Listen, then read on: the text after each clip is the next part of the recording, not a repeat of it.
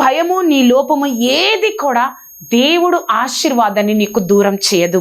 నీ భయము నీ లోపము ఏది కూడా, నీలో చాలా భయాలు ఉంటాయి, నీలో చాలా లోపాలు ఉంటాయి, ఏది కూడా ఆయన చిత్తంలో ఉన్న నీ ఆశీర్వాదాన్ని దూరం చేయదు.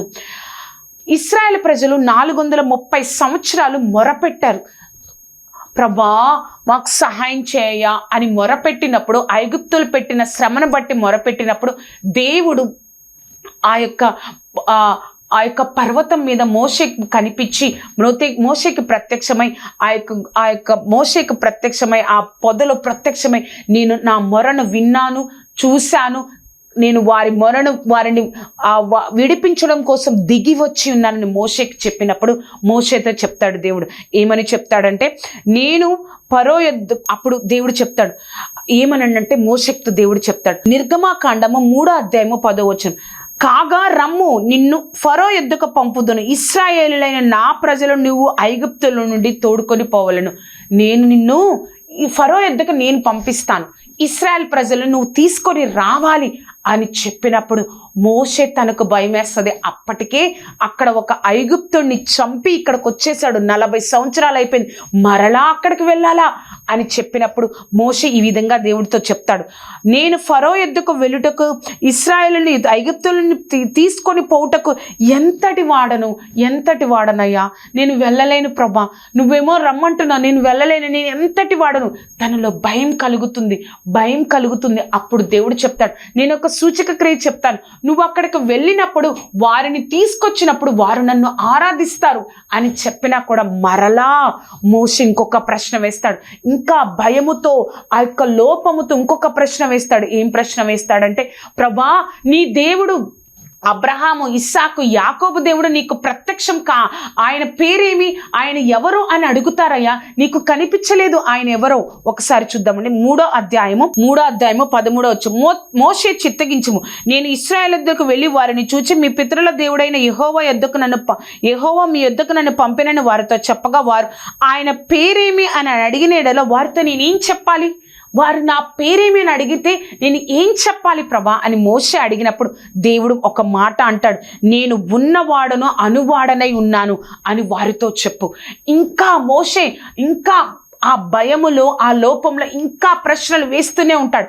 ప్రభా అందుకు మోషే చిత్తగించము, వారు నా మాట నమ్మరు, నా మాట వినరయ్యా, నన్ను వెళ్ళమంటున్నావు, నా మాటే నమ్మరు, నా మాటే వినరు, నేను అక్కడికి వెళ్ళడానికి అని చెప్పినప్పుడు దేవుడు మరలా ఇంకొక మాట చెప్తారు, నీ చేతిలో ఉన్నదేమిటి, కర్ర, ఆ కర్రని కిందవై అది ఒక సర్పంగా అయిపోతుంది, మరలా ఆ కర్రని తీసుకో, అది మరలా ఆ యొక్క సర్పాన్ని ముట్టినప్పుడు వెంటనే కర్ర అయిపోతుంది. ఆ విధంగా ఆ సూచక క్రియని చెప్పు, వారు నేను పంపించానని నమ్ముతారు. అప్పుడు మరలా మోషే 4వసారి మరలా అండ్లాడుతారు. ప్రభా ఏమని అడుగుతారంటే 4వ అధ్యాయము 10వ వచనం, అప్పుడు మోషే, ప్రభా ఇంతకు మునుపైనను నేను నీ దాసునితో మాట్లాడినప్పటి నుండి నేను మాట నేర్పనని కాను, నేను నోటి మాధ్యము నాలుక మాధ్యము గలవాడనని యెహోవాతో అనగా, ప్రభా నేను నత్తివాడినయ్యా, లోపం చెప్తున్నాడు, నేను నత్తివాడినయ్యా, నేను మాట్లాడలేనయ్యా, నేను ఎంతటి వాడని ప్రభా అన్నాడు. వారు నా మాట నమ్మరయ్యా, వినరయ్యా అన్నాడు. నేను ఇంకా నువ్వు దేవుడు పంపలేదు, ఆయన పేరేమని చెప్పాలని అడిగాడు. 4వది చెప్తున్నాడు, నాకు నత్తయ్యా, నాకు రాదు ప్రభా, నేను మాట్లాడలేను ప్రభా. అప్పుడు దేవుడు మోషేతో ఈ విధంగా చెప్తారు, ఏమనంటే 4వ అధ్యాయము 11వ వచనం, యెహోవా మానవులకు నోరిచ్చిన వాడెవడు, మూగవానికైనను చెవిటివానికైనను దృష్టి గల వానికైనను గ్రుడ్డివానికైనను వానికే గాని గుడ్డివానినైనను పుట్టించిన వాడెవడు, యెహోవానైన నేనే కదా, కాబట్టి వెళ్ళుము, నేను నీకు తోడేయండి, నువ్వు ఏమి పలకవలనేది నీకు బోధించుదునని అతనితో చెప్పాను. ఎవరికి అందరికి నోరిచ్చింది ఎవరు, శక్తినిచ్చింది ఎవరు, దృష్టి ఇచ్చింది ఎవరు, నేనే కదా, కాబట్టి నువ్వు వెళ్ళు. చివరిగా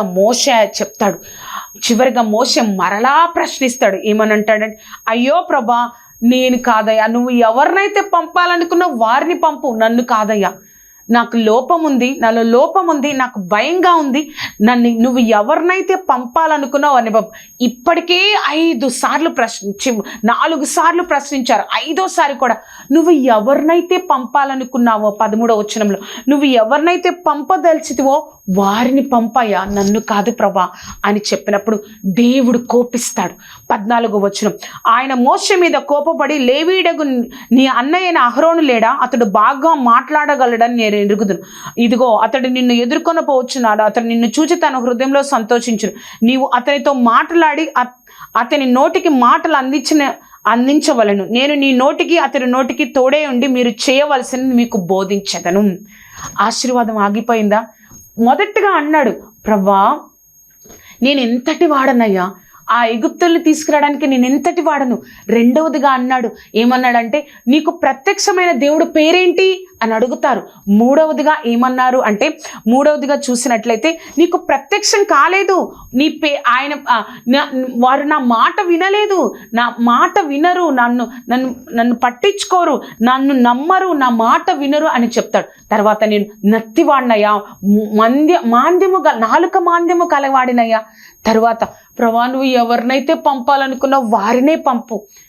మోషేకి కూడా తను నిజంగా ఇశ్రాయేల్ ప్రజలను తీసుకొస్తాడు అన్న సామర్థ్యం తనలో ఉంది అన్న విషయము మోషేకి కూడా తెలీదు కదా. కానీ దేవుడు తనకి దేవుడి దృష్టిలో తను ఒక నాయకుడుగా, అన్ని లక్షల మందికి ఒక నాయకుడిగా దేవుడు చూశాడు కదా. మనలో చాలా లోపాలు ఉంటాయి, మనలో చాలా భయములు ఉంటాయి, శారీరకంగా కానీ ఎన్నో లోపాలు మన జీవితంలో ఉంటాయి. కానీ ఆ లోపాలలో భయాలను నువ్వు అనుకుంటావు, నేను దేవుడు ఇంత వాగ్దానం ఇచ్చాడే అది నెరవేరుతుందా? ఆ భయము, ఆ లోపంలో నీ యొక్క